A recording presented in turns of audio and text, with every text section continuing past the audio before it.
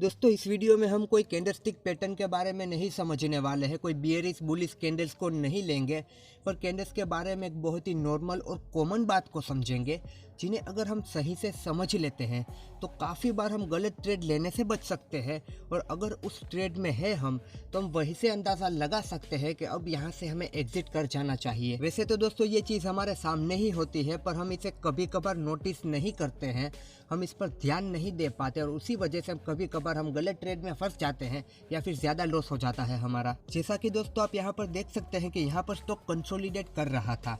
अब ये कंसोलिडेट करने के बाद नीचे की तरफ चला गया, यानी कि यहाँ से स्टॉक डाउन ट्रेड में चला गया। अब दोस्तों यहाँ पर गौर करने वाली बात ये है कि यहाँ से ये स्टॉक नीचे की तरफ क्यों चला गया। क्या हो कि अगर ये नीचे की तरफ चला गया उससे पहले ही हमें थोड़ा बहुत अंदाज़ा आ जाए कि ये अब यहाँ से ऊपर नहीं जाएगा, ये नीचे की तरफ ही चला जाएगा। अब यहाँ पर हमने कोई भी इंडिकेटर नहीं लगाए हैं, ना यहाँ पर कोई हमें स्ट्रॉन्ग कैंडलस्टिक पैटर्न मिल रही है कंफर्मेशन के साथ, ना कोई चीज़ ऐसी दिख रही है जिससे कि हम अंदाज़ा लगा पाए कि अब ये यहाँ से नीचे जा सकता है। तो दोस्तों यह अंदाज़ा लगाने का एक बहुत ही सिंपल और कॉमन तरीका है। आप देखिए, आपको ये बात पता तो होगी, आपको खुद ने ये अपने ध्यान दिया होगा, पर आप इसे शायद अप्लाई नहीं करते हो। दोस्तों ये जो यहाँ पर कंसोलिडेशन फेज था, यहाँ पर आपको कोई एक चीज़ कॉमन दिख रही है। आप देखिए दोस्तों, एक चीज़ कॉमन ये है कि इन सारी ही कैंडल की जो विक्स है वो ऊपर की तरफ है और बॉडी नीचे की तरफ है, यानी कि विक्स ऊपर की तरफ, बॉडी नीचे की तरफ। अब दोस्तों इसका क्या मतलब हुआ, जब बॉडी नीचे की तरफ होती है, विक्स ऊपर की तरफ होती है, मतलब कि स्टॉक की प्राइस ये कैंडल ऊपर हाई बना के नीचे की तरफ क्लोज हो रही है। ऊपर की तरफ विक्स है, नीचे की तरफ बॉडी है, मतलब कि ऊपर के तरफ से प्राइस को रिजेक्शन मिल रहा है, ऊपर नहीं जाने दिया जा रहा। ऊपर कौन होते हैं? ऊपर होते हैं सेलर्स। अब दोस्तों ऐसा कहीं भी आपको होता हुआ दिखे जिसकी विक्स बहुत ही ऊपर हो, बॉडी बहुत ही छोटी हो नीचे की तरफ, मतलब कि अपनी बॉडी से 2 टाइम 3 टाइम 4 टाइम उसकी विक्स बड़ी हो, ऊपर की तरफ हो, तो दोस्तों आप वहां पर मान लीजिए कि अब यहाँ से प्राइस का ऊपर जाना मुश्किल है।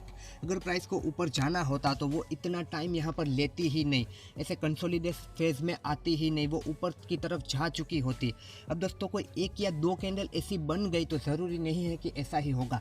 यहाँ पर आप देखिए काफ़ी कैंडल है दोस्तों, आपको कैंडल का एवरेज देखना होगा। अगर आपको कुछ कैंडल इसी तरह दिखती है कि जिस सारी ही कैंडल में रिजेक्शन आ रहा है ऊपर से और बॉडी नीचे की तरफ है, विक्स ऊपर की तरफ है, तो दोस्तों मान लीजिए ऊपर सेलर्स बैठे हुए हैं और सेलर्स नहीं चाहते हैं प्राइस ऊपर जाए, तो वहाँ से वो कुछ भी करके प्राइस को नीचे ही ले आएंगे।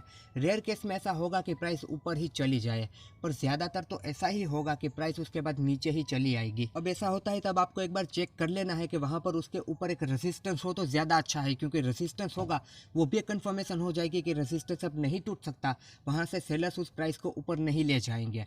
अब दोस्तों उसी तरह नीचे जब प्राइस होती है तब देखते हैं। अब यहाँ पर आप दोस्तों देखिए कि वहाँ पर जैसे विक्स ऊपर की तरफ थी, बॉडी नीचे की तरफ थी, यहाँ पर विक्स नीचे की तरफ है, बॉडी ऊपर की तरफ है। आप यहाँ पर देखिए कि प्राइस बार बार नीचे आने की कोशिश कर रहा था, पर बायर्स उसे ऊपर की तरफ कैंडल को क्रॉस कर रहे थे, यानी कि प्राइस को ऊपर की तरफ ले जा रहे थे।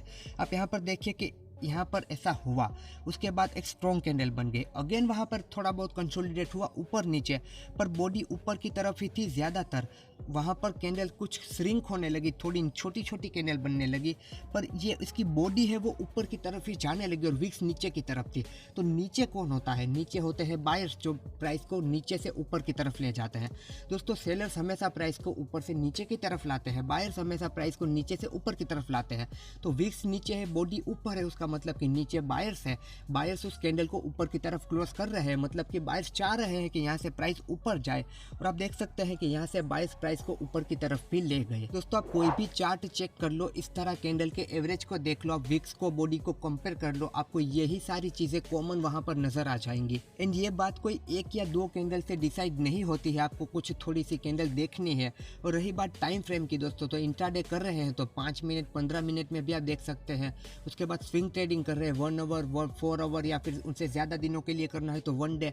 आप कौन सी टाइम फ्रेम यूज़ करते हैं, किस टाइप की ट्रेडिंग करते हैं, उस पर यह बात डिपेंड करती है। अब ऐसा हर बार होगा ही होगा ये बिल्कुल भी ज़रूरी नहीं है, पर ज़्यादातर बार ऐसा होता है। आप खुद चेक कर लेना, अपने चार्ट लगा के, कोई भी स्टॉक का इंडेक्स का चार्ट लगा के आपको ये चीज़ कॉमन मिल ही जाएगी। तो दोस्तों, कभी भी किसी भी स्टॉक में ट्रेड लेने की सोच रहे हैं या फिर ट्रेड ले लिया है और इस तरह आपको कोई सिग्नल मिलते हैं, यानी कि बॉडी ऊपर की तरफ है और उसके विक्स नीचे की तरफ है, तो हाँ, वहाँ पर चांस है कि वो वहाँ से ऊपर चला जाएगा।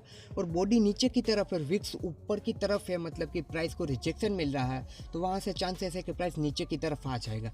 तो दोस्तों, ये एक बहुत ही कॉमन और बेसिक चीज़ है, आपको इसे ज़रूर ध्यान में रखना है।